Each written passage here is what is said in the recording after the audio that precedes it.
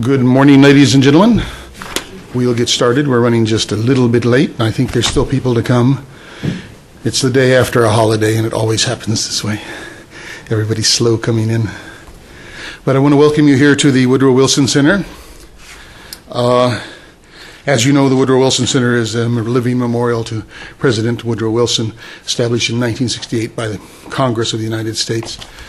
And it's here that they try to reach out to that Wilsonian ideal of trying to bring together the world of policymakers and the world of thinkers and academics and experts in the fields to try to learn from each other. And this morning, we hope to have a session that will be very much in that category.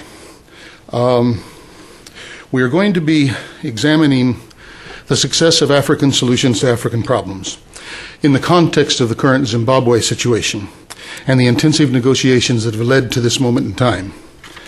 The world has tentatively welcomed the implementation of the September 2008 power-sharing accords in Zimbabwe with President Robert Mugabe and Prime Minister Morgan Tsvangirai, which was finally put into place on February the 13th, last week, 2009. This comes after elections in March 2008, in which there were three major candidates: President Mugabe of the ZANU-PF party, Tsvangirai of the Movement for Democratic Change, which has been a long-standing opposition party, and an independent candidate, former ZANU-PF official Simba Makoni. The elections were accompanied by extreme violence to candidates, poll workers, opposition supporters. The results of the elections were withheld for several weeks, despite the fact that early counts showed that the MDC had achieved a significant majority of seats in Parliament and that Tsvangirai had been elected president. However, Mugabe regained control and did not concede the election results. Since that time, Zimbabwe has spiraled into an abyss of extreme inflation, widespread violence, critical food shortages, a growing cholera epidemic, and collapsing medical care. The South African government and SADC has led a mediation effort since March to bring accommodation between ZANU-PF and the MDC sides. With many starts and stops along the way, this accommodation was finally reached, and on February 13th, we saw the latest agreement, 2 days after Morgan Tsvangirai was sworn in as Prime Minister. The agreement divides the ministries between the two parties, and the world is now watching, mostly with a cynical eye, to see if President Mugabe will abide by this current agreement. Early signs have not been good. As you probably are well aware, there's been at least one arrest of an MDC member who was appointed Deputy Minister of Agriculture, Roy Bennett, and he's been charged with treason. Other MDC members have been arrested, and release orders from the Prime Minister, Tsvangirai, have been ignored. Tensions are still high within the country. This is the backdrop to which we will be examining the agreement and looking at the negotiation process. We have a representative from the Zimbabwean government, I assume representing the power-sharing government, representative from the African Union, and a representative from SADC and the South African government. I'll introduce our presenters all three at the same time, but then they will speak separately. First of all, we'll be hearing from the Zimbabwean ambassador to the United States, Ambassador Maparanga. He's been ambassador since 2006, and prior to that, he was ambassador to Ghana from 2001 to 2005. Ambassador Maparanga has a PhD in African history from the University of London, which is my old alma mater, so that's very good. He will be followed, after giving a keynote presentation on the agreement, by Ambassador Salum Ali, who is the permanent representative of the African Union to the United States since October 2006. Her primary responsibilities include monitoring political and economic developments that concern Africa and overseeing issues pertaining to NEPAD, as well as other AU Commission policies. From 2005 to 2006, she served as Minister of State in the Chief Minister's office in Zanzibar. And finally, we will hear, as a SADC representative, from Ambassador Wileli Nhlapo. Ambassador Nhlapo is an old friend. Ambassador Wolpe, head of our program here, and I have worked with him closely in Burundi for many years, where he was South Africa's special envoy to the whole peace process in Arusha and afterwards. He joined South Africa's Department of Foreign Affairs in 1994, serving in the government's delegation to the United Nations General Assembly. Since then, he's held various positions in South Africa in conflict negotiations with countries all over the continent. He was appointed South Africa ambassador to the United States in August 2007. So I'm going to invite Ambassador Mapuranga to address us first, followed by Ambassador Ali and then Ambassador Nhlapo. We will then have time for questions and answers from the audience. Thank you.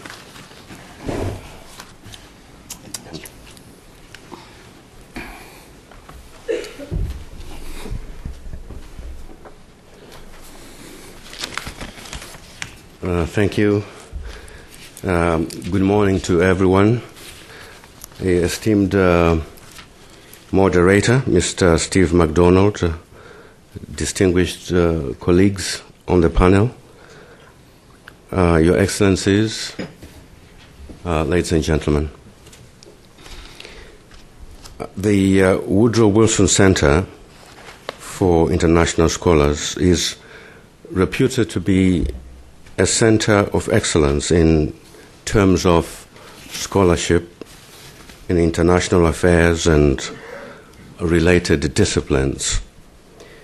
It is in that spirit that I wish to comment on recent political developments in Zimbabwe. And my views as a scholar do not necessarily represent the official position of the government of Zimbabwe. On February 11th, as Mr. MacDonald has already indicated, the leader of the main opposition party, Mr. Morgan Tsvangirai, was sworn in as Prime Minister of Zimbabwe by President Robert Mugabe. Two deputy prime ministers were sworn in at the same ceremony. Professor Arthur Mutambara of the MDCM, you see there are two opposition parties both bearing the name Movement for Democratic Change, MDC. So we have MDCT for Tsvangirai and MDCM for Mutambara. And Madam Thokozani Kupe of the MDCT party. 2 days later, on the 13th of February, ministers from the three parties that are represented in the Zimbabwe Parliament, ZANU-PF, MDCT, and MDCM, were sworn into office by the President as cabinet ministers. Now, this concluded the process of the formation of an all-inclusive government, and I'm quoting, as prescribed by the Assembly of Heads of State and Government of the African Union when they met at Sharm el-Sheikh in Egypt from the 30th of June to the 1st of July last year.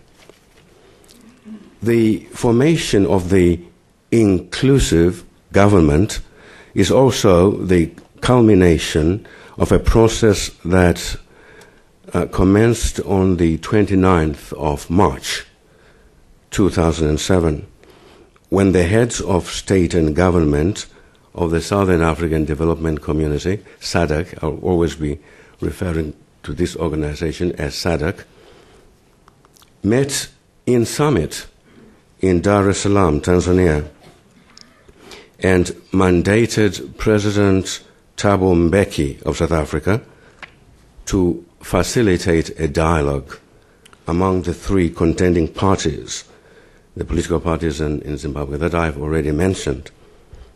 President Thabo Mbeki's efforts and perseverance were meant to ensure that the next general election, scheduled for March 29, 2008, would be free and fair, and that the results would not be contentious.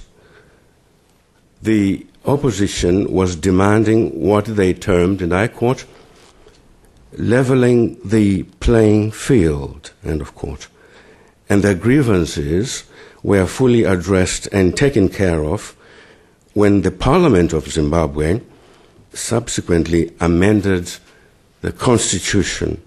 This is Constitutional Amendment number 18, and the electoral law of Zimbabwe, as well as other laws which the opposition deemed undemocratic, namely the Public Order and Security Act, POSA, the IPA, that is the Access to Information and Protection of Privacy Act, and the Broadcasting Services Act. Now, the results of the parliamentary election of the 29th of March 2008 were certified by all observers as a true reflection of the will of the people of Zimbabwe. ZANU-PF won 99 seats, MDC-T 100 seats, and MDC-M 10 seats, making for the first time since Zimbabwe's independence a combined majority of the opposition in parliament. But the presidential election resulted in no outright winner, since none of the four candidates got the stipulated 50% plus one vote, thus necessitating a runoff as provided for by the Zimbabwean Constitution and Electoral Act. The runoff, held on the 27th of June 2008, was controversial since the opposition candidate, Morgan Tsvangirai, pulled out of the race 5 days before the runoff date, instead of the 21 days stipulated by law, citing the inter-party pre-electoral violence for doing so. The outcome of the runoff was therefore in dispute, and President Thabo Mbeki, with the support of SADC and the African Union, managed to bring the three contending parties once more to the negotiating table. Meanwhile, the new parliament of Zimbabwe was sworn in on the 25th of August 2008 and was officially inaugurated the next day.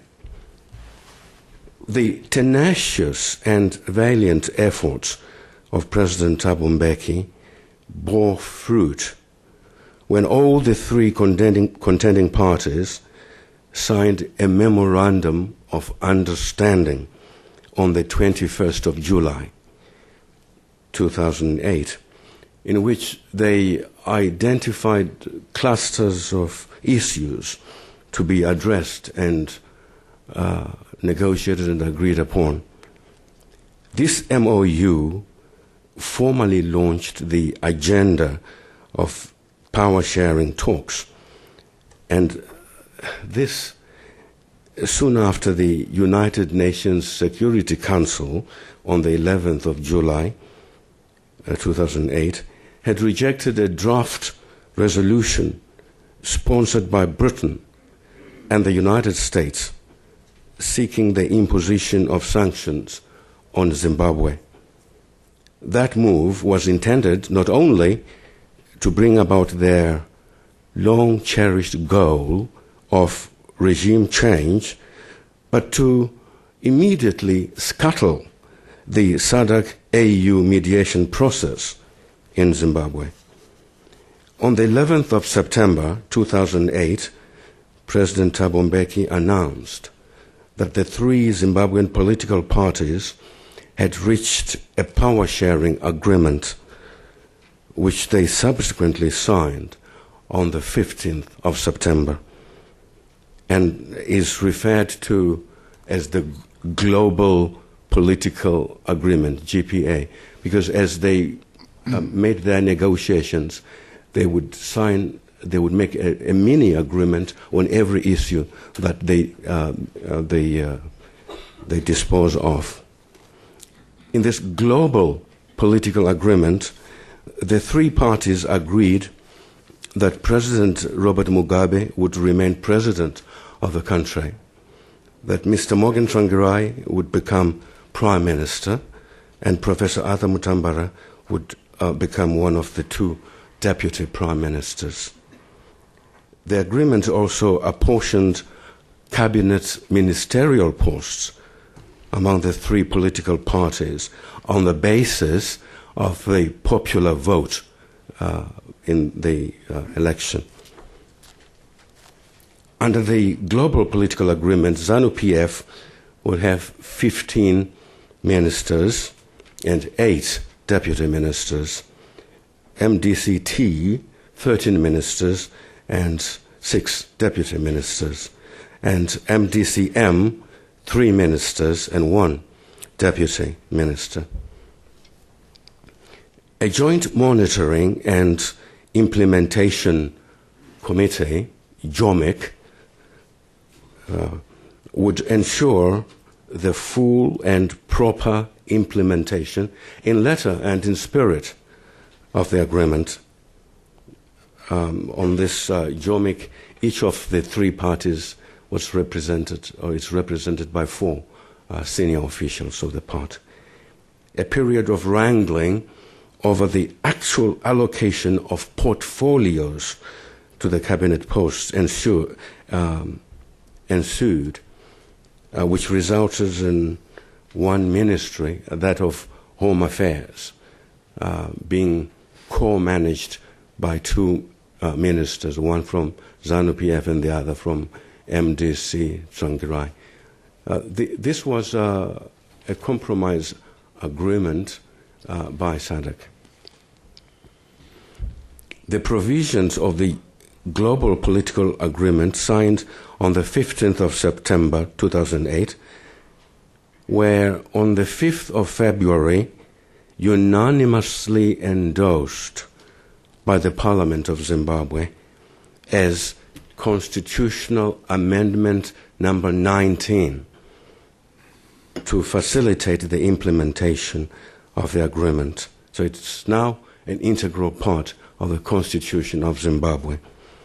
The inclusive government will be in power for a maximum of 5 years, and a review of the process of implementation will be made within 18 months and every year thereafter. A review committee in which each party has 2 members will effect the regular review exercise and make recommendations on how the implementation process can be improved.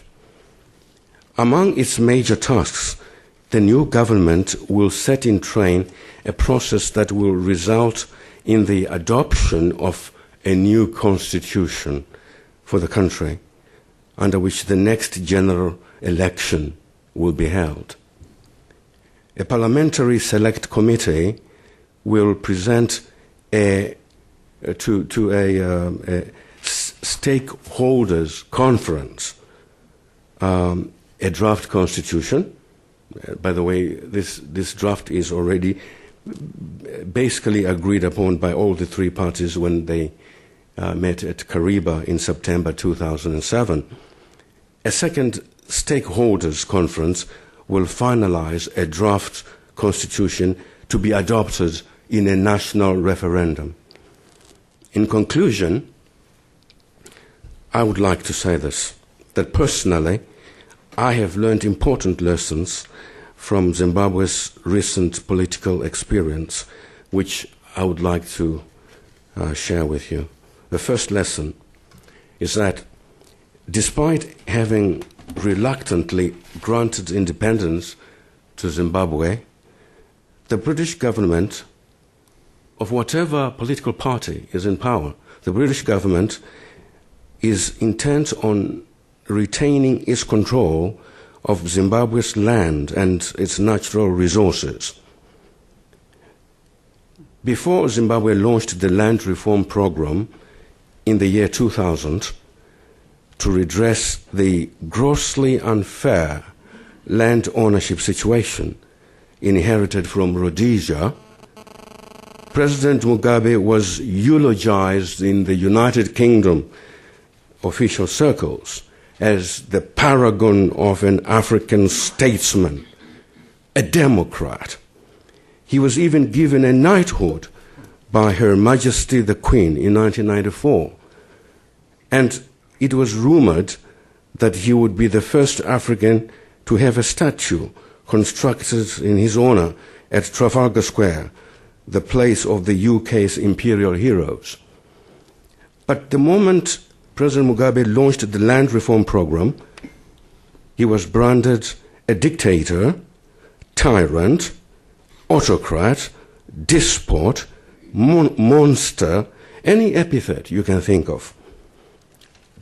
Two, the second lesson that is that the new imperialism does not manifest itself in verbal vilifications alone. When Prime Minister Tony Blair was asked in the House of Commons what his policy was towards what was now referred to as the Mugabe regime, he replied that his government's policy was that of regime change, and that he was working with the opposition and civil society organizations in Zimbabwe, and as well as Zimbabwe's neighbors, to try and bring that regime change about.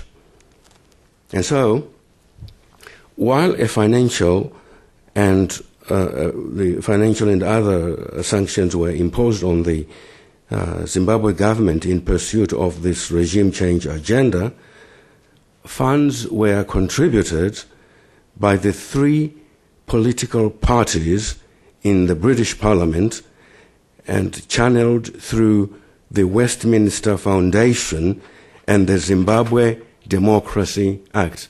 I believe some of you in the audience may have been following the developments on the websites of these two organizations, the Westminster Foundation and the Zimbabwe Democracy Trust, the latter being a body created by some British lords and others with Rhodesian connections to the newly created opposition party, the MDC. The websites of the two organizations would openly proclaim that funds are being channeled to, quote, the opposition and civil society organizations in order to promote democracy in Zimbabwe. And here in the United States, the US Congress met and passed a law in December 2001 imposing financial sanctions on Zimbabwe. One clause stated, and I quote, and we have, I think my staff has brought some of the copies of this piece of legislation by Congress. It stated, and I quote, "The Secretary of the Treasury shall instruct the U.S. Executive Director of the international financial institutions to oppose and vote against, one, any extension by the respective institutions of any loan, credit, or guarantee to the government of Zimbabwe. Two, any cancellation or reduction of indebtedness owed by the government of Zimbabwe to the United States or any international financial institution." End of quote. Now, these sanctions are not targeted sanctions, a term which should refer to the only to the president, the U.S. president's executive order, which he issues annually, listing Zimbabwean leaders in government and in the private sector who are prohibited from coming into the United States or who have their assets, if they are identified, frozen. The U.S. congressional sanctions law is a blunt instrument meant to ruin the Zimbabwean economy, and it has done that very effectively. Third lesson is that, well, sanctions imposed for regime change, coupled with support for the opposition and civil society organizations, do work effectively as instruments of modern-day imperialist control. The resultant economic downturn spawns disaffection against government and rushes up support for the Western-backed opposition. It seems to me that increasing globalization results in the deeper integration of third world economies into the global economy, resulting in increased vulnerability to the big power economic coercion and manipulation. This is an issue that Africa has to confront in its attempt to safeguard sovereignty over its natural resources. And lastly, if the African Union and its 5 sub-regional organizations are resolutely united in tackling Africa's problems, Africa can withstand big power attempts to wrest control of its affairs and impose a solution that suits the West only, to the detriment of Africa. The principle of African solutions to African problems needs to be vigorously defended after its success in Zimbabwe. I thank you for your attention.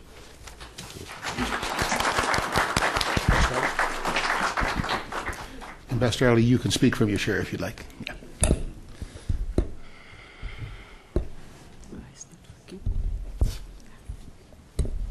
Thank you very much, distinguished moderator, distinguished member of the panel, Your Excellencies, ladies and gentlemen, good morning. I would like to recall the decision of the Assembly on the situation in Zimbabwe. As you know, the situation in Zimbabwe was top of the AU agenda for the last 3 sessions. And in Sharm el-Sheikh last year, July 30th June to 1st July 2008, the Assembly of African Union decided and called upon the Zimbabwean parties to go back and form inclusive government. And out of that decision, in 15 September 2008, there was a signing of the Global Political Agreement, which my brother, Ambassador of Zimbabwe, has elaborated. Therefore, the African Union welcomed the formation of the Zimbabwe government of national unity and congratulate President Robert Mugabe and Prime Minister Morgan Tsvangirai for turning a new chapter in the history of Zimbabwe. The efforts leading to the recent swearing in of the new government is a tribute to the political maturity of the 2 leaders, putting aside their difference in the interests of the people of Zimbabwe. Therefore, we, African Union, welcome the commitment expressed by all the Zimbabwean parties to the GPA in the implementation of the decision of SADC Extraordinary Summit held from 26 to 27 January 2009. As the ambassador said, African Union decided SADC as the regional economic community through the committee, through the Committee of Peace and Security, this is the organ of SADC, to continue to dialogue with Zimbabwe parties to come out, that came out with that decision that we are all here today talking about it. The African Union also pays tribute to the SADC and its organ on politics, defense, and security cooperation, as well as the former President Thabo Mbeki of South Africa, who facilitated the political dialogue on Zimbabwe. And we also encourage President Mbeki to continue with those efforts in line with the provision of the GPA, because according to GPA, African Union is a guarantor of this agreement. Therefore, the African Union Assembly of Heads of State, its 12th ordinary session, that was only recently, 1 week ago in Addis Ababa, adopted a decision in which the Assembly, among other things, decided as follows. One, they called on all AU member states and partners to lend their full support to the implementation of the GPA, including through adequate support to address the serious socio-economic problems facing Zimbabwe. We African states, we have vested interest to make sure our sisters and brothers in Zimbabwe, the challenge that they are facing now, economic and socio-economic challenges, we can contribute to alleviate those challenges.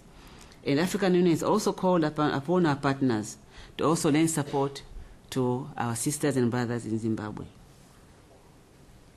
Second, African Union further calls for the immediate lifting of sanctions on Zimbabwe to ease the economic and humanitarian situation in the country.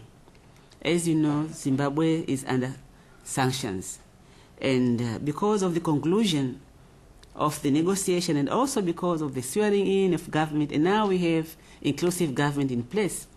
And the African Union is on the view that this is the right time for our partners to lift sanctions to enable the government to work.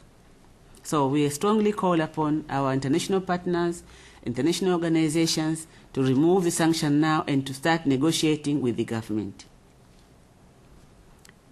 In conclusion, the chairperson of the African Union Commission, who attended the swearing-in ceremony of the new Zimbabwe government, in his address, which we have circulated on the occasion, also paid tribute to the people of Zimbabwe for their resilience in the face of their challenges over the past years, and appealed to them to assist in the consolidation of the government and avert anything that could cause divisions in the government.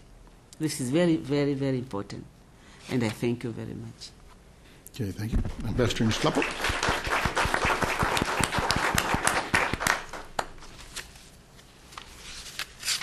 Ambassador Nhlapo, please. President, oh. No, it's on all the time.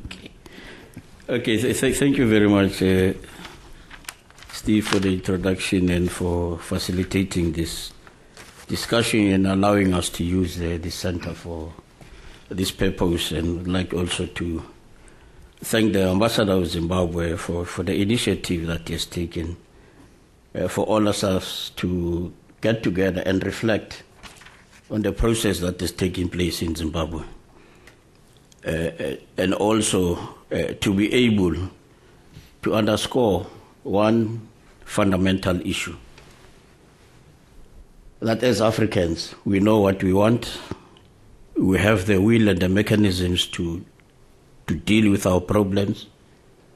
All we need is support and not condemnation and scorn, which is what has characterized everything we've tried to do.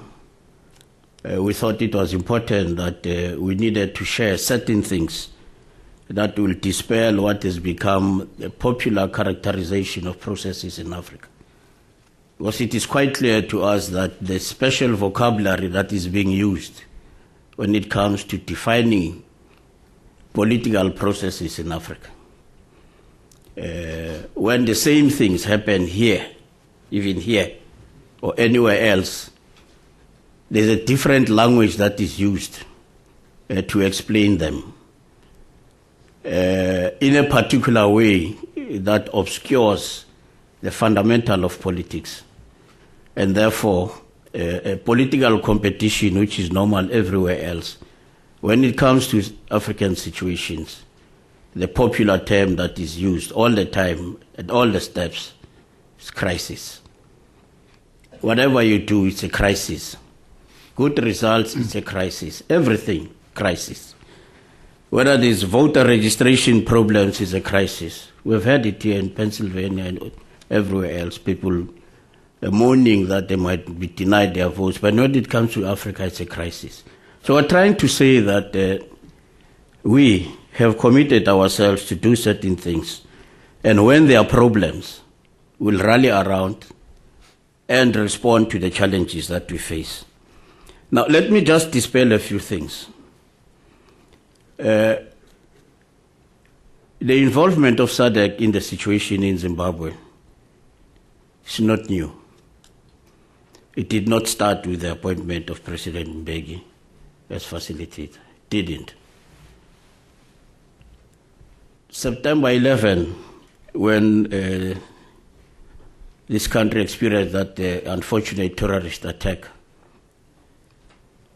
on the World Trade Center, SADC leaders were meeting in Zimbabwe with all the political parties, with all the stakeholders, business, everybody else, to discuss the problems that were being handled by the government of Zimbabwe after it started implementation of its own land reform problems.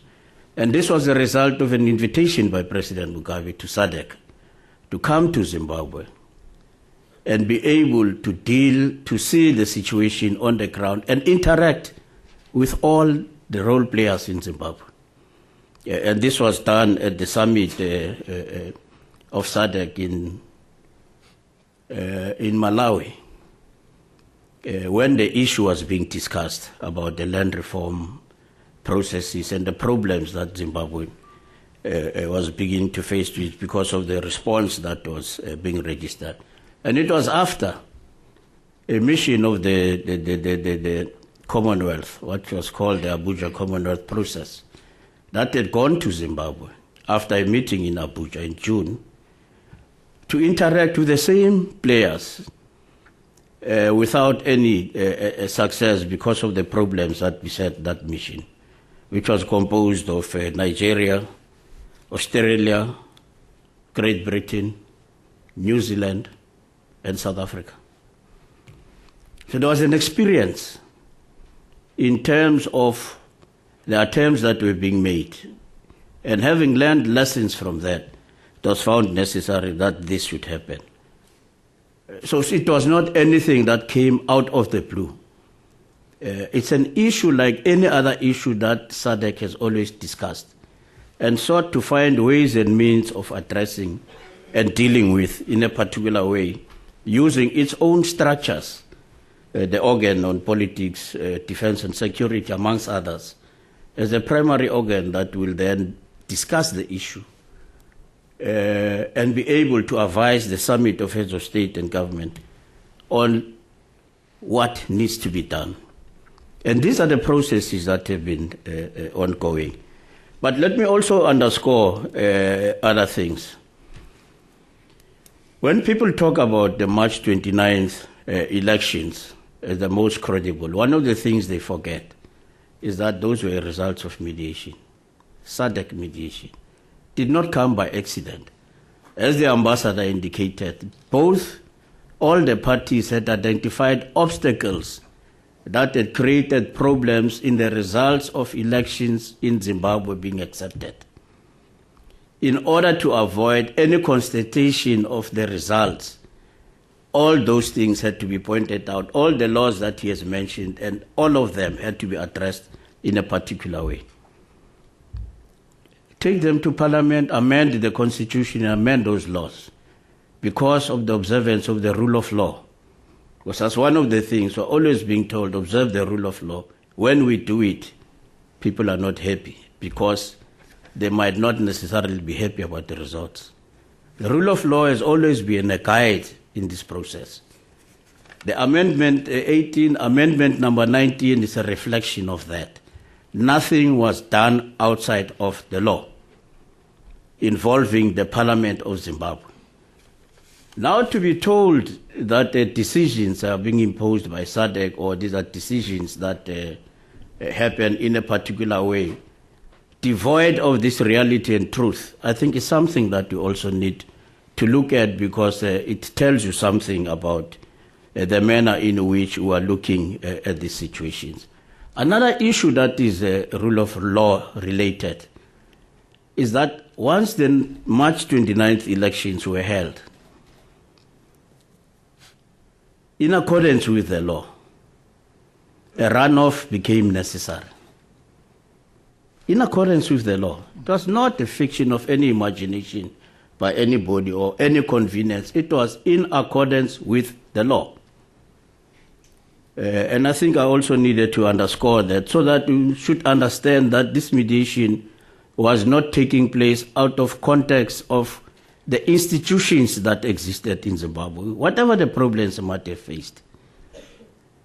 And also to be able to say at the end of the day that since Zimbabwe got independence, there has never been any time when they have not been able to hold an election. And this was a normal election in terms of their own calendar, in terms of their own constitution. So given all this reality, it became necessary that for the recovery of Zimbabwe and the problems that Zimbabwe is faced with, it is important to ensure that those institutions can function. And that everything else, you have to ensure that there are institutions to address those problems.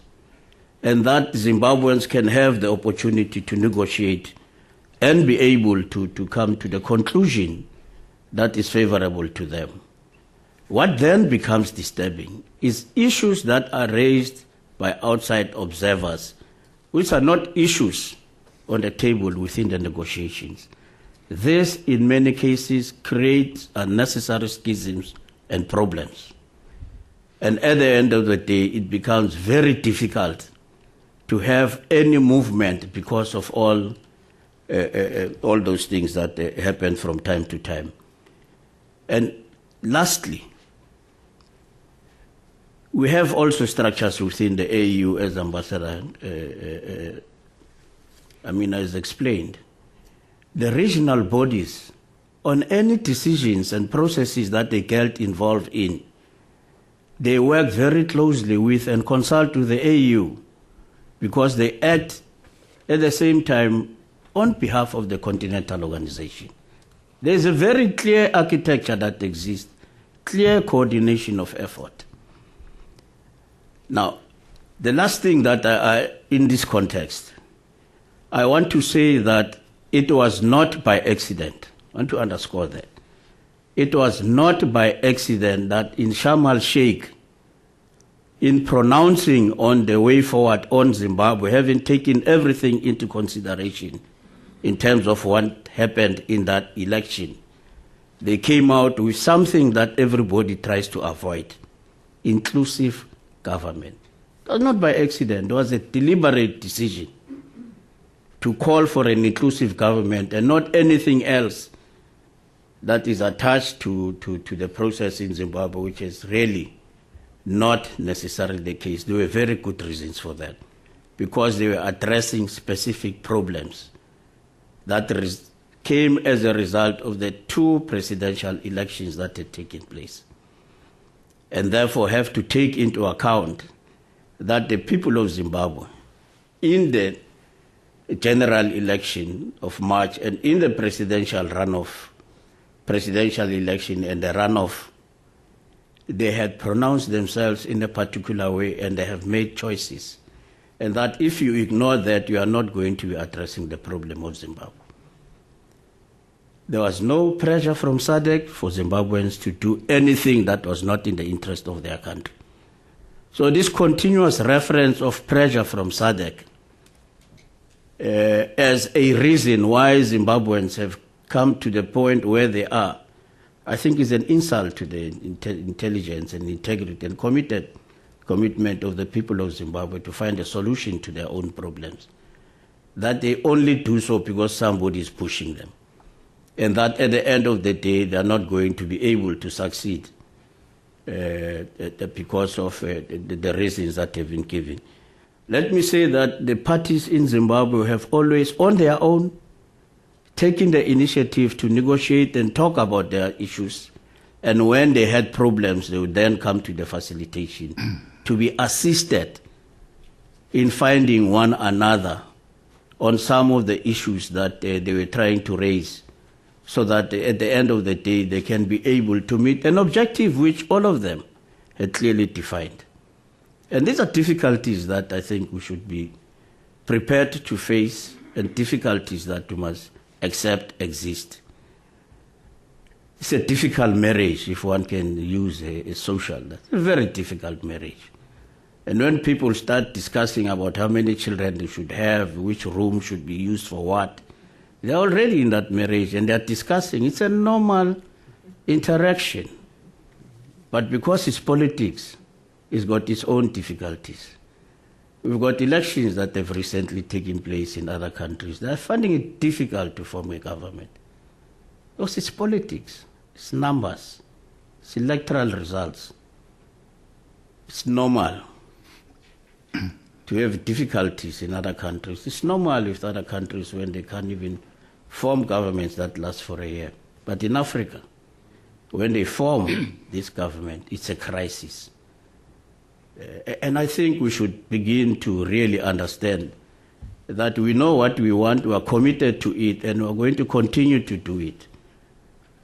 And all we need is to be understood and supported. But if that support is not forthcoming, we'll use our own resource as we've been doing in this particular case.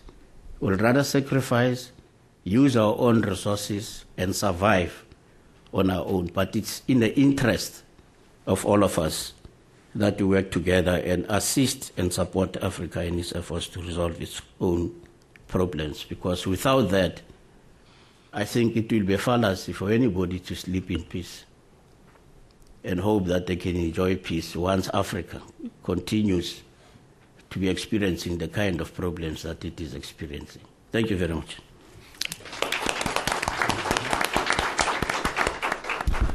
Thank you, Ambassador Nhlapo, and all of our panel for very, very thought-provoking presentations.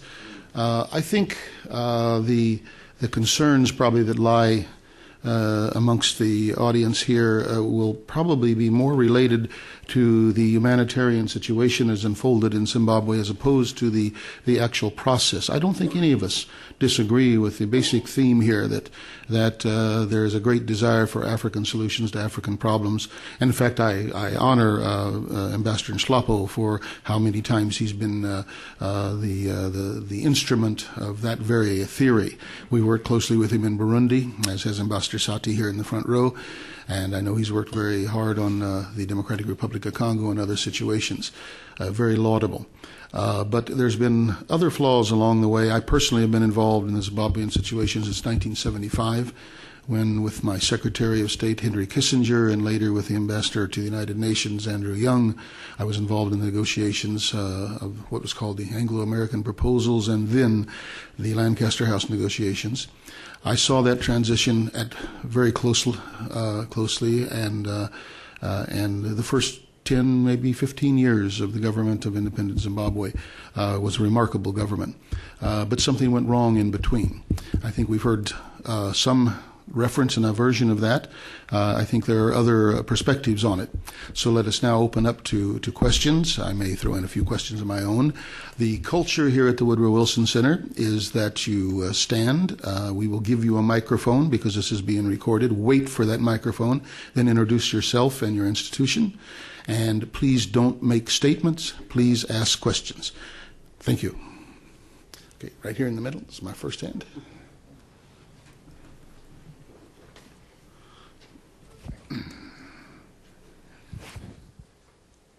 Your Excellencies, Steve McDonald. How are you? My name is George Aite from the Free Africa Foundation, and I just like to make 2 points. I have something which I would like to distribute to the audience about the real African situation that we have. The Zimbabwean crisis. You could give that to one of our assistants here, and they'll The say. Zimbabwean crisis sort of doesn't learn from our post-colonial history. The government of national unity has never worked. It never worked in Angola, never worked in Ivory Coast, it never worked in Liberia. Even in South Africa, it lasted for just 1 year. In Kenya, it is still having difficulty. So what makes the ambassador think that this government of national unity will work in Zimbabwe? The second question, which I'll address to the ambassador from South Africa, is that I coined the expression African solutions for African problems. A solution is not necessarily African just because African heads of state wrote it. A solution has to be rooted in African tradition and African culture. When there's a crisis in a village, the chief calls a village meeting and puts the issue before the people, and the people debate it until they get to a consensus. This village meeting was revived into a sovereign national conference and used to democratize Benin, in a sovereign national conference, Benin, Congo, South Africa, Zambia. South Africa's Convention for a Democratic South Africa was a sovereign national conference. That's exactly the mechanism that we need to resolve the political crisis in Zimbabwe. If CODESA saves South Africa, then CODESZ, the Convention for a Democratic Zimbabwe, will resolve the crisis in political. This is from our own African political tradition. And Mr. Ambassador, I don't know why you're not promoting this particular vehicle when in 1996 you tried to sell this vehicle to the Middle East to resolve the Palestinian and Israeli conflict. Zimbabwe is just right next door. Thank you. Thank you, George. Let's take one more question right from the front here, and then we'll ask our panel to respond. My name is Edu Otu. I'm an independent journalist.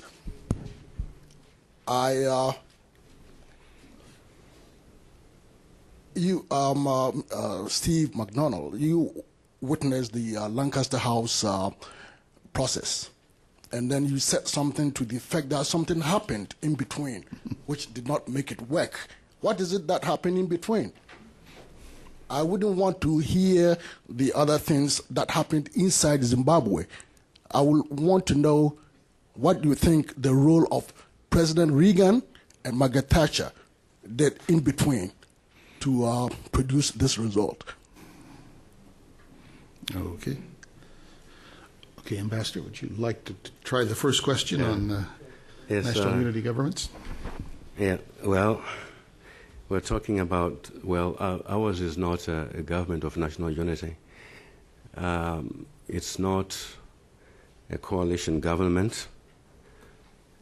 It is, as the African Union said and prescribed, an inclusive government, and it has limited duration.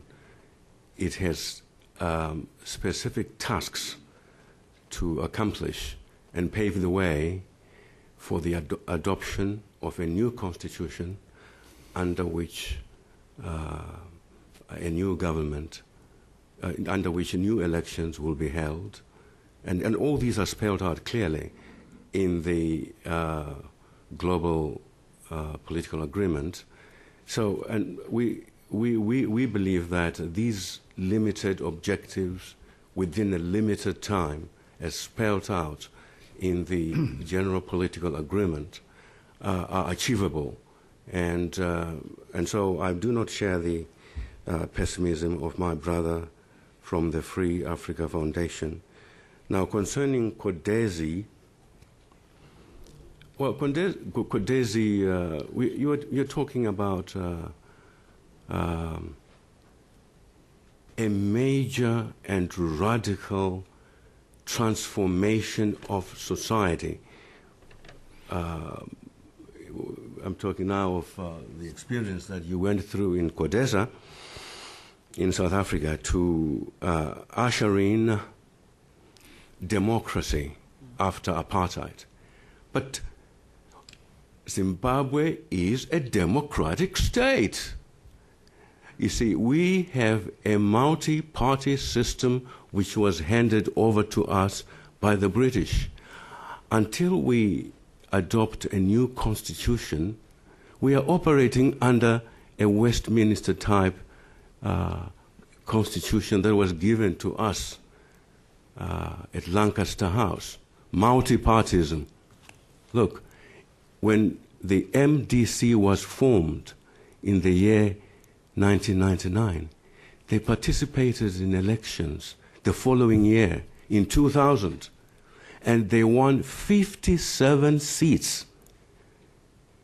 57 seats, and the ruling party, 63, a mere difference of 6 seats, making it, at that time, the largest parliamentary opposition in the whole of Africa. We have a democratic state. Even as we speak now, they now have a majority in parliament. So we have a democratic state, and it is not necessary to have something like a CODESA exercise that is meant to transform society from an apartheid or a non-democratic society into a democratic society. We had that at Lancaster in 1979. We have already had our CODESA. Thank you. Mr. Slovo. Yes, no, I think the ambassador answered the question, because in my submission, I think that's exactly the point I was trying to make. That it was not by accident that the term inclusive government was the one that was defined with all the objectives and the terms that the ambassador is talking about. Because lessons had been learned. Lessons had been learned. Kenya was just a recent one, but it's still fresh. So we had to take into stock the reality of what existed in Zimbabwe at that particular moment. It was not mathematics by any genius somewhere, or political scientist who was trying to come up with some new formula to resolve the problem. It was based on the reality of what has happened in Zimbabwe. That's number one. The question of the convention, I think the ambassador has always also explained that, because that's exactly what I was saying, that Zimbabwe has always had elections. And the election before that one was contested. The results, the one that he's talking about, there were problems about those results and what followed after. And it became clear to the leadership of Zimbabwe that if they have to have another election, there was a long debate whether there should be an election or not. And they agreed that these are the obstacles that we have to remove. Went to their own parliament, amended the constitution and the electoral law, removed those obstacles, had an election which produced the results of MDC having the edge in parliament, and even almost won the presidential election. Free and fair, that's what everybody had said. It was precisely because certain obstacles that they themselves have identified had been removed. And I think we need to acknowledge that. Otherwise, if we don't, we are not going to understand the strength of what the Zimbabweans possess in order to deal with their own situations, whatever difficulties that they're faced with. Even what they had said 2 days ago and even today, we seem to be deaf to that. We remain pessimistic, I don't know, for a reason that has got no fact in reality. We ignore what the Zimbabweans are saying. And I think as long as we continue to take the cue from the Zimbabweans and support them on that basis and hold them against their own, in terms of pronouncements that they're making, I think we'll get somewhere. Now, of course, there's another question which Steve, I hope, will be able to answer, but I can tell you what happened. There was a change of government, and there was that government that came in reneged on the Lancaster Agreement. That's when we started having a crisis. Reneged. And the Zimbabweans stayed the course until the end of the period that was determined. 20 years for a constitution that it did not need. Stayed with it. And I think that's a historical fact that we should not forget. That's what went wrong. Yeah, my only addition to that, I'm not going to comment on Margaret Thatcher and Ronald Reagan's motivations. And the prime movers in that negotiation were David Owens and Andrew Young, quite honestly. But I was referring to the agreement itself. I think the agreement itself was the best thing they could work out at the time, with the provisions that protected the minority in Parliament for 10 years, with the Westminster multi-party system, with land reform provisions, including funding for those land reform provisions. But as we all know, one thing that went wrong along the way was that those promises weren't always fulfilled, and that land reform became a much, much larger issue than it needed to have been. So history has not played a particularly positive role here in terms of the original Lancaster House Agreement being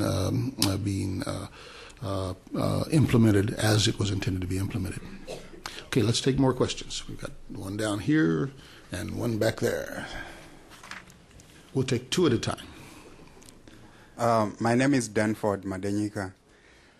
I lead a small organization called the Zai Foundation. My question is maybe first to you, Steve. I think wouldn't it be nice to have a balance on your panel next time? Right. Then the next question is to Ambassador from South Africa. Where are the people? You keep on talking about Zimbabwean people involved in the process. Which people are you talking about? Are you talking about Mugabe and Tsvangirai, or you are talking of the civic organizations? Because all I see is the leadership. I don't see any of the ordinary people involved, like Dr. Aito was referring to, where you go to civic organizations, where you go to leaders of the villages, the judiciary, the teachers. All these people are, right now, as Steve was saying, they are all suffering. They are not even involved in the process. So which people are you referring to? Okay, thank you. And a second question at the back here. Lawrence Freeman from Executive Intelligence Review. I have a following question for the three ambassadors. Bring it up to the current situation we have right now. Arthur Matambara in January wrote a very interesting column where he said, look, we have a situation here. I don't like President Mugabe. He's the president. We have an agreement. We have to move forward.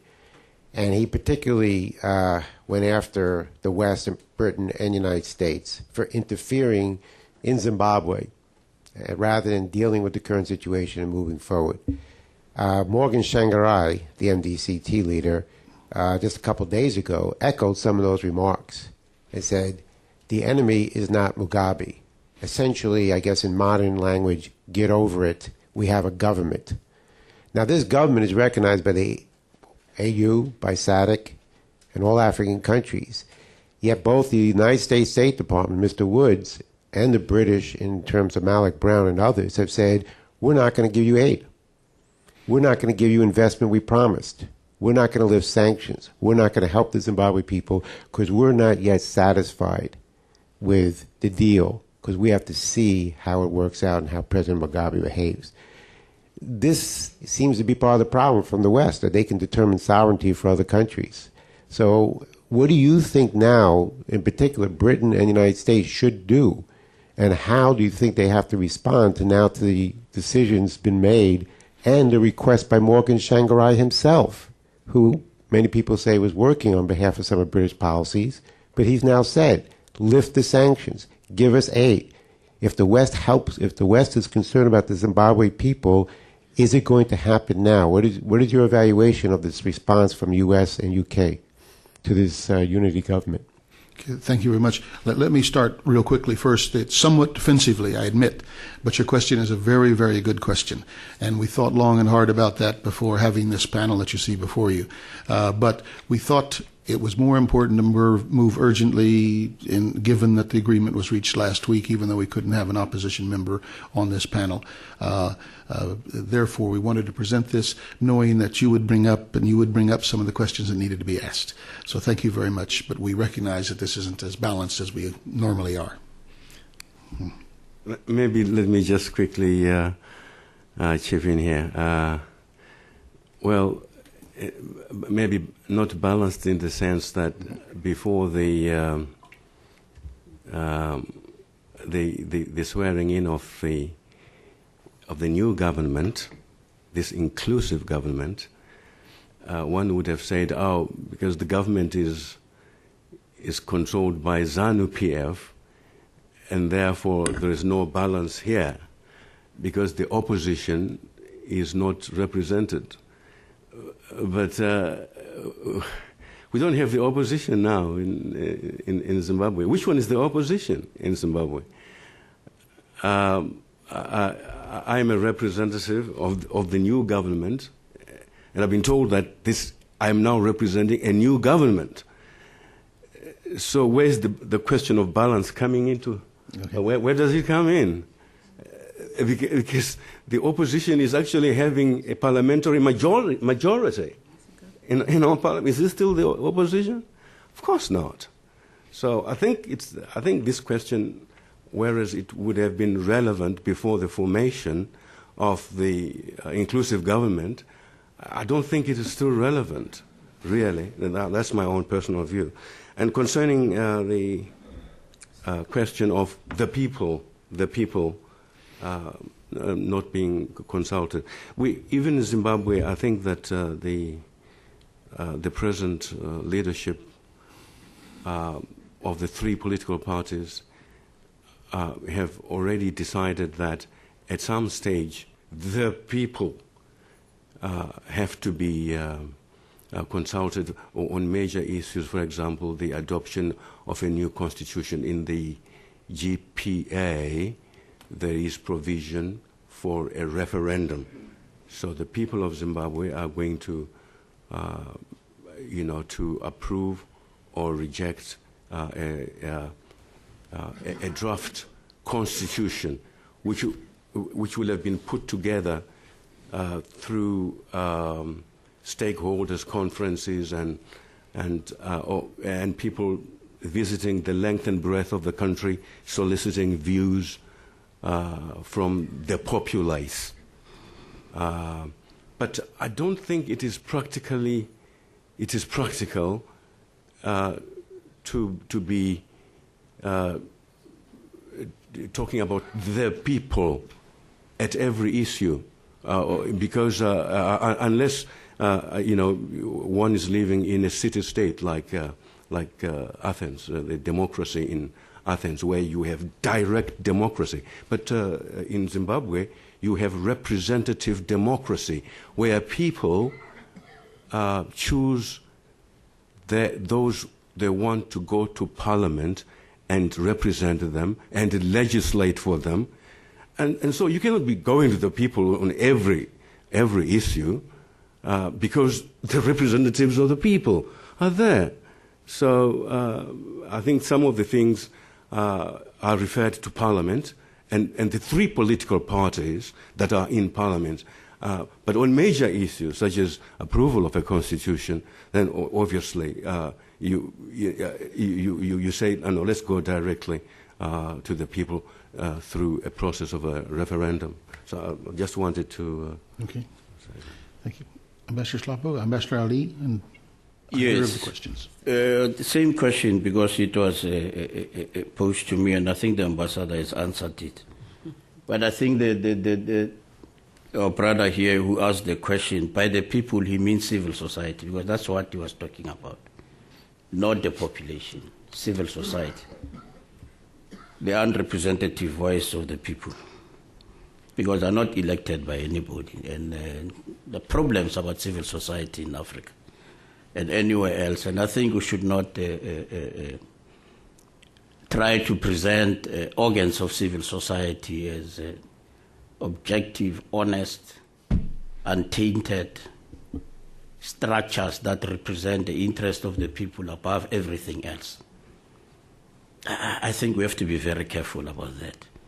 We're talking about a constitutional democracy here, as Ambassador has said, and the observance of the Constitution, the instruments that have been put in place, there's institutions built on that Constitution in which people participate, are the ones that have been in motion. These are the instruments that have been in motion. You know, you remind me of some people where at the end they will tell you, no, but no, you must let the poorest of the poor lead. Poorest of the poor need food, need health, and that's the responsibility of government to provide that, not to abdicate responsibility and shift it to them. Say let them lead because they want. Because that argument, I've heard it in relation to this. I'm just making that connection. That's number one. So there's a question that has been raised here about the U.S. And Britain as to what should they do. I think they should do what needs to be done to support the people of Zimbabwe on the basis of the decisions that they have taken.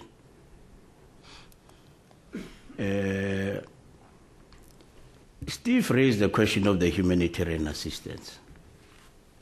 The UN, for the first time, on an issue that it always had problems with the government of Zimbabwe because of the manner it was approaching the question, has been allowed, made an assessment, and working together with structures that have been put in place by SADC to deal with that humanitarian situation.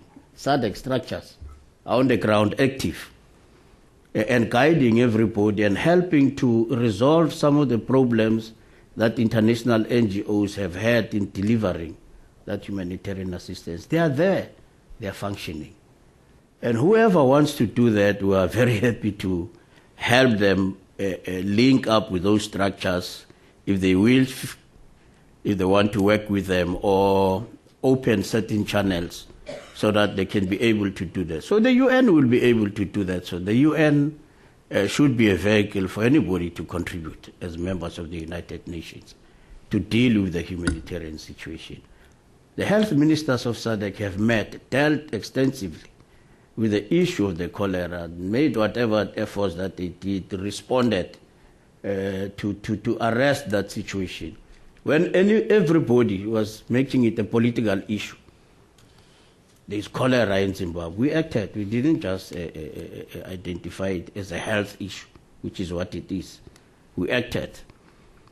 SADC, as part of its processes, got the ministers of finance to begin to work on an initiative for the recovery of Zimbabwe, because it is in the interest of SADC.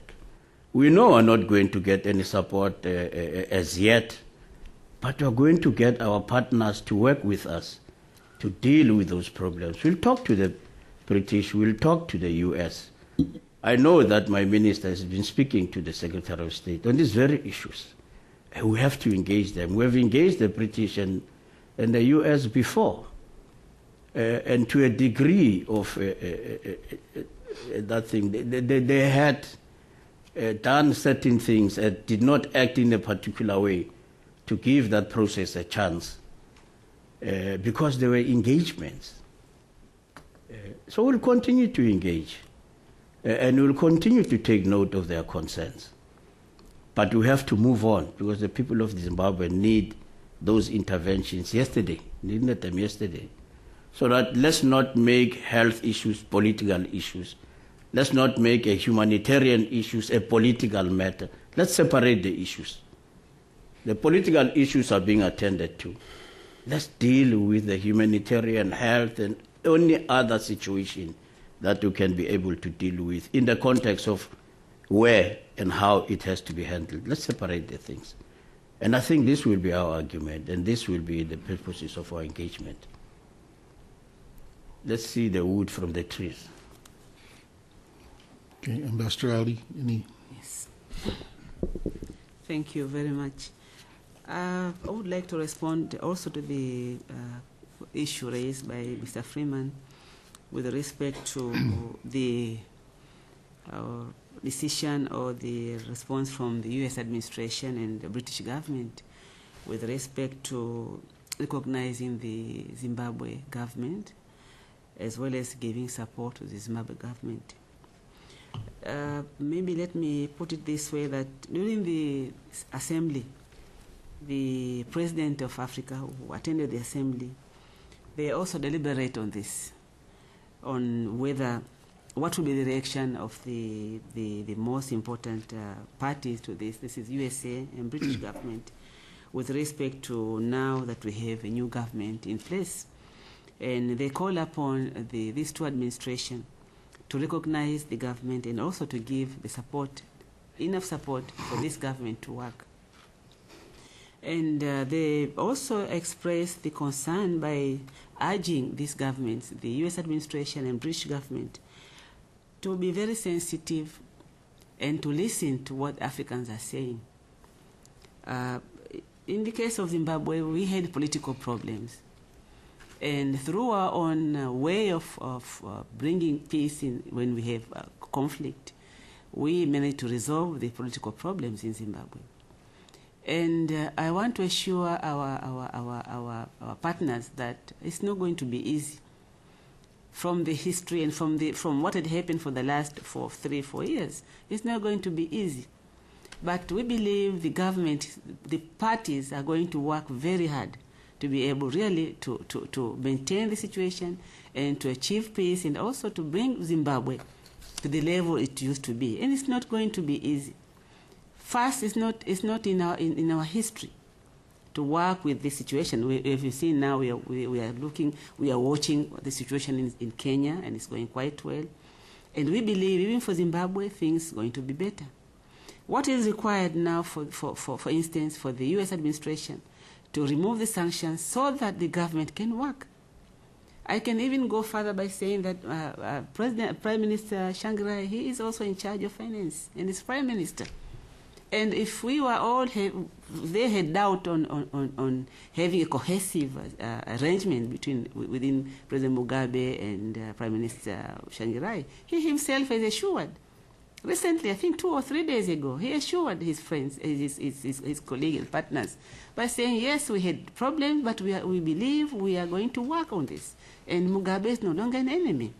So in that respect, this is now a very good atmosphere, a very good situation for our friends really to move ahead and recognize the government.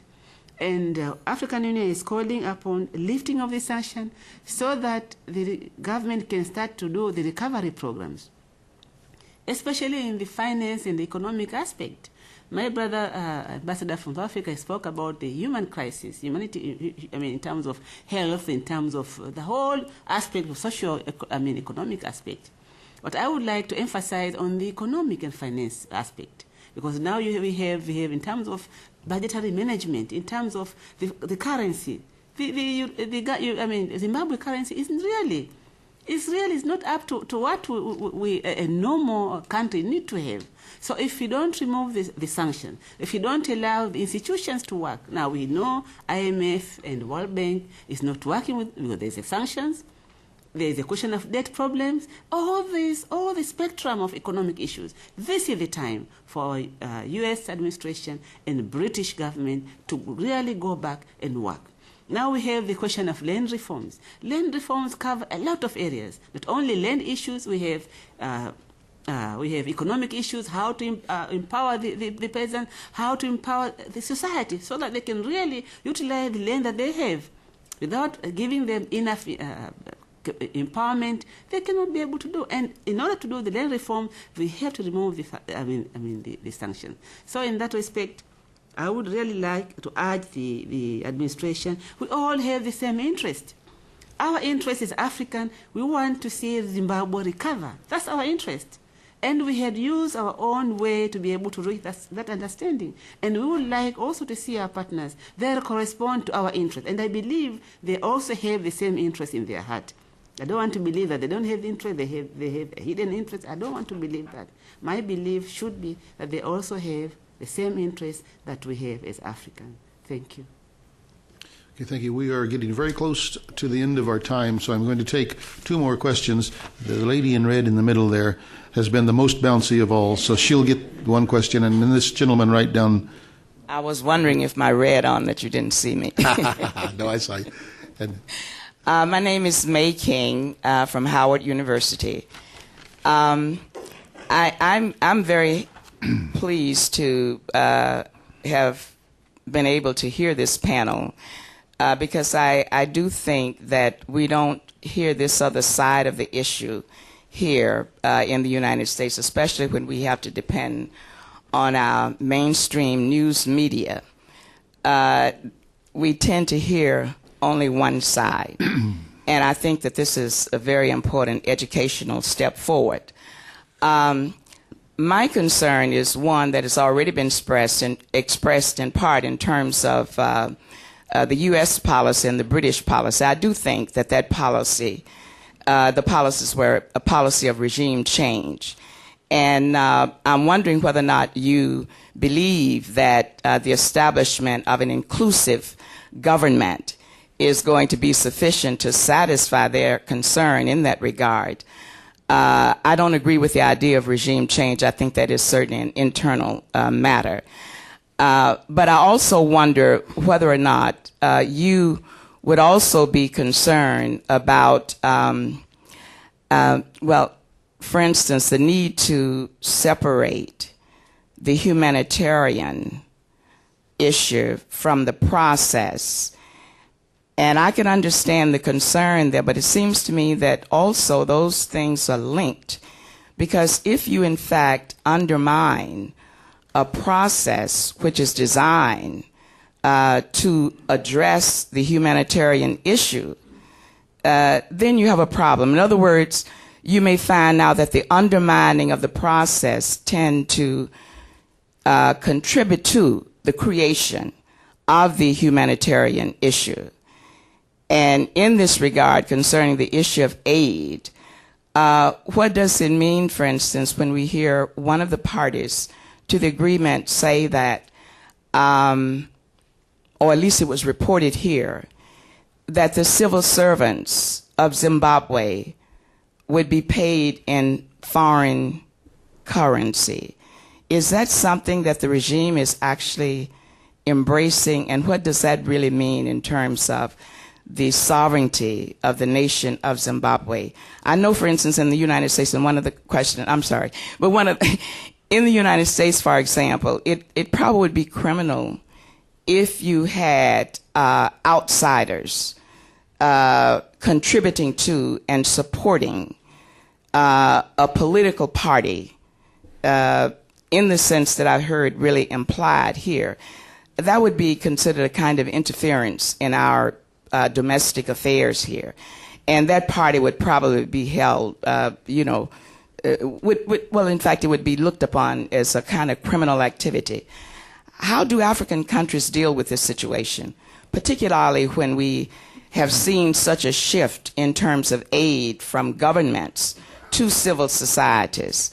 And sometimes these external groups can really exercise the kind of power and influence that exceeds that of their own government.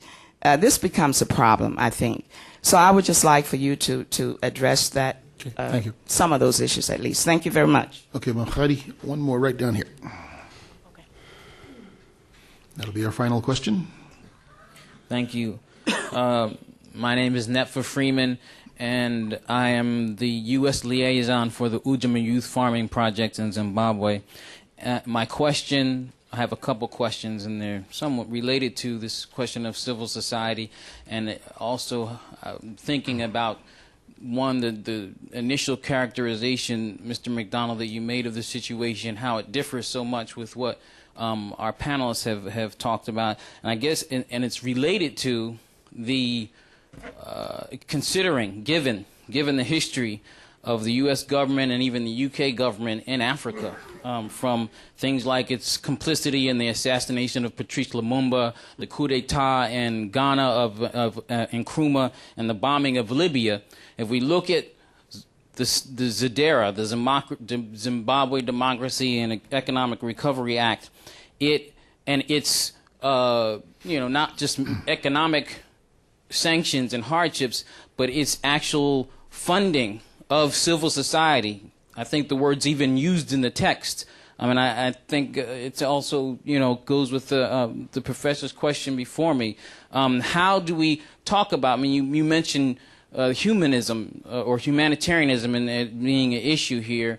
How do we separate this humanitarianism or how do we, look at it without considering these contexts? And we have characterization and then also ignore certain things. When we talk about the violence in the country, we don't talk about the violence from MDCT people and these bands of youth who are going around and creating things. So it just seems that I want to know, my question is, let me get to the question, is how do you separate the humanitarianism? Don't you see that as an impact on this humanitarian question? And lastly, isn't this a violation of the Charter of the United Nations, which talks about the sovereignty of nations and self-determination? Okay, gentlemen. Lady. Well, I'll just say a few things, and I cannot answer all the questions. I'll leave it to... Oh, Mr. McDonald.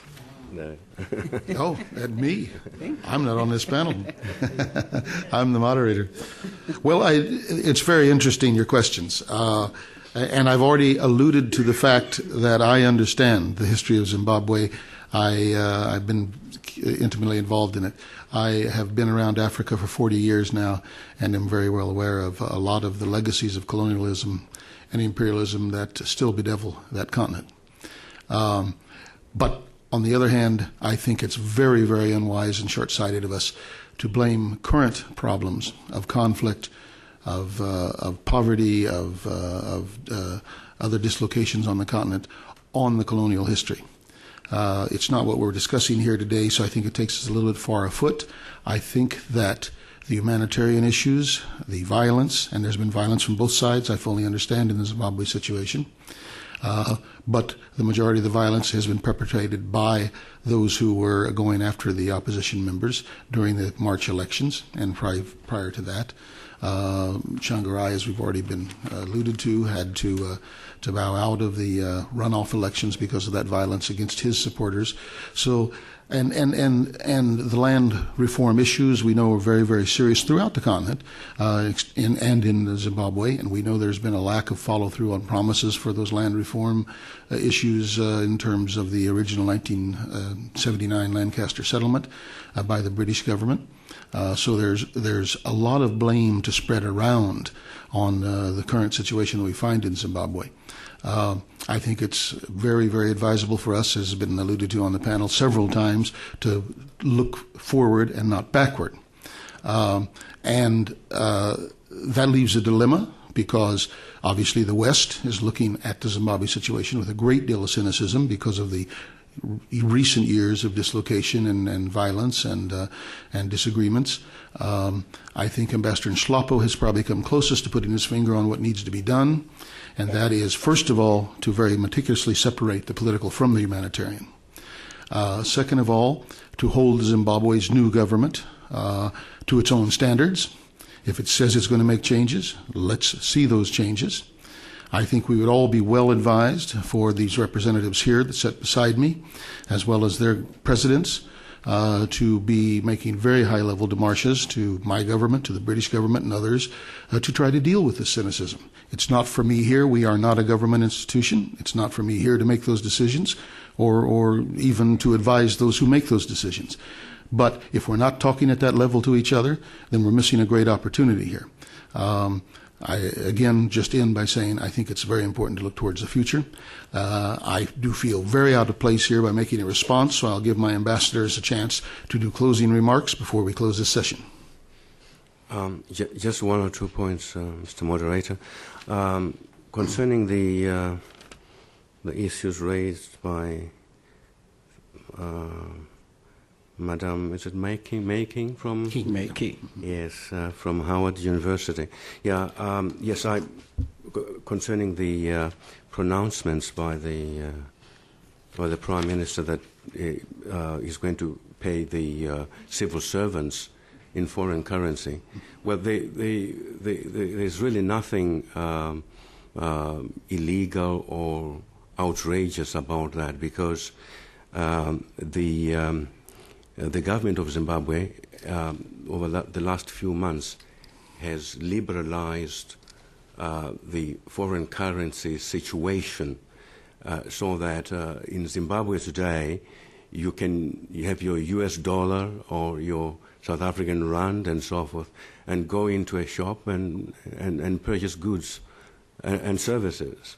The foreign currency now is legal tender, but the question is, does Zimbabwe have the foreign currency resources to do that? That's a different question, and I personally don't know whether the foreign currency resources are there to be able to pay the civil service, the army, the police, and so forth in foreign currency. But I hope that the Prime Minister was well advised in making such a very important statement. Now, some of you who follow the annual publications or the annual reports of the State Department on human rights will have noticed that in the last, certainly the one for 2006 and definitely the one for 2007, where it concerns Zimbabwe, the State Department openly says that we have been funding the opposition and civil society organizations in order to promote democracy in Zimbabwe. And the Zimbabwean government knows about this. They know also, they've been reading the websites of the Westminster Foundation and the Zimbabwe Democracy Trust that I mentioned earlier on,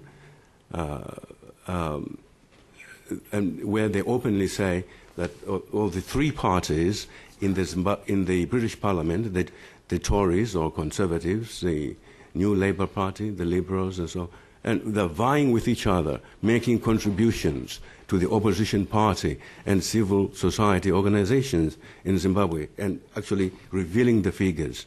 And again, the government knows about it. But this is, maybe our government is not, it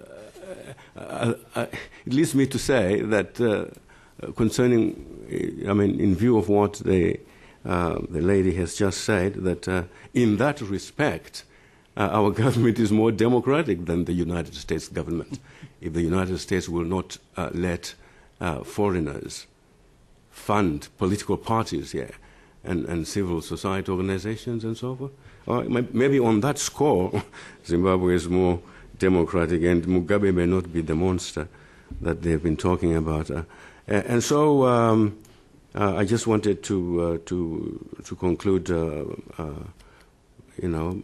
my observation here by saying that these are some of the liberties that outsiders are not aware of. Whereas, in fact, when people go to Zimbabwe, and they are really amazed at the if they look at, for example, some of the opposition papers, such as the Standard, they look at Fingers, they look at what's the other, the Independent, yes, and the kind of language that is used there, that was used there, that's before the formation of the inclusive government, very polemical language, which may not be tolerated in some African countries, but in Zimbabwe it was tolerated. But I know that people have been talking about the fact that up to now we don't have independent radio stations and televisions. Now, the government made a proclamation to say, if a Zimbabwean wants to have a radio station or a TV station, he is free to do so, but he must prove that the funds are his. Because where you have a government in Washington or a government in London saying our agenda in Zimbabwe is regime change. A government worth its salt will not want the establishment of TV stations and radio stations and so funded from outside. I have read almost twice now the Patriot Act. You know, the Patriot Act. It's a draconian piece of, it's perpetual state of emergency. But the U.S. government says it's because we are under attack. But Zimbabwe will also say we are under attack. There are big powers who are after regime change. So that's what I want to say. Okay, Ambassador. Okay, we're going to have to bring this to an end. No more rebuttals because we're running out of time. We have another coming in, so I'm sorry, Wilele. Okay, thank our ambassadors very much.